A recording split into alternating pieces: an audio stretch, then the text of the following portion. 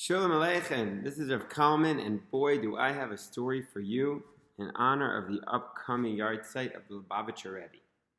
So, Rabbi Pinchas Teitz was a very famous rabbi in the New Jersey area, and during the time of the Iron Curtain, he used to come and try to help out Russian Jews. And he went to the Lubavitcher Rebbuh, of Schneerson, and he brainstormed together that he talked about ways in which they can help the Russian Jews. Of course, the Schneersons had been mishpacha in Russia. He grew up in Russia, and the Schneersons had been in Russia for many, many years, so he understood better than anybody the difficulties of living religiously in Russia at the time. But there happened to be a secret underground Chabad network that Lubavitcher Rebbuh knew about. So before they ended their meeting, before the Lubavitcher Rebbuh wished Rav Teitz well, he said, just one last thing. I have a Tanya, the holy sefer of the Alter Rebbe, the first Lubavitcher Rebbe, and I'd like you to give this to my Hasidim, show them my Tanya. Rav Teitz said, okay, no problem. Takes the Tanya. He's getting ready for his flight, and someone was looking through the Sfarim, the stuff that the Lubavitcher Rebbuh gave the Jewish paraphernalia, and he sees a Tanya that has the name Schneerson on it. And Rabbi Teitz is advised by a friend, do not take this to Russia. Why not?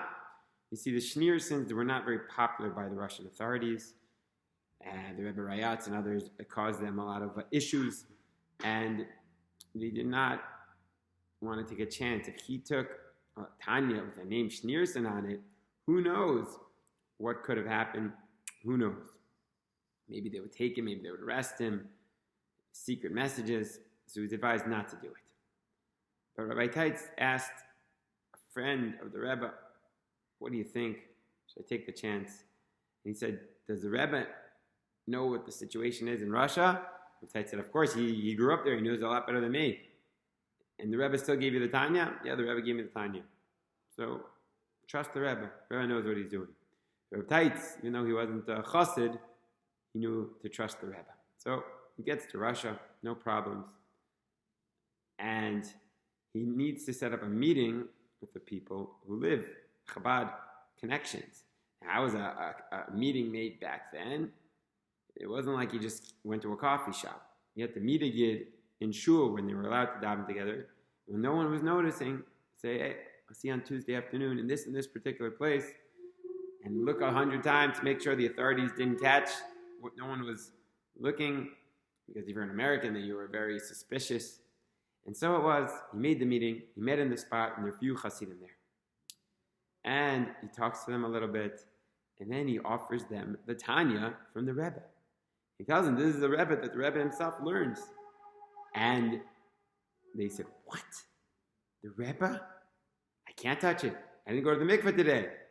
Then to the mikveh, they come back, and they start opening up the Sefer in awe with such reverence.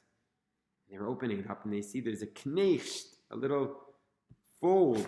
In when you learn, sometimes you fold over a certain page. And they said, this must be the message from the Rebbe. And they read it, and it said, there are times when we have to run away from a Yetzer Hara. If we have a Yetzer Hara, run away. And they said, oh my gosh, this is the answer to our question.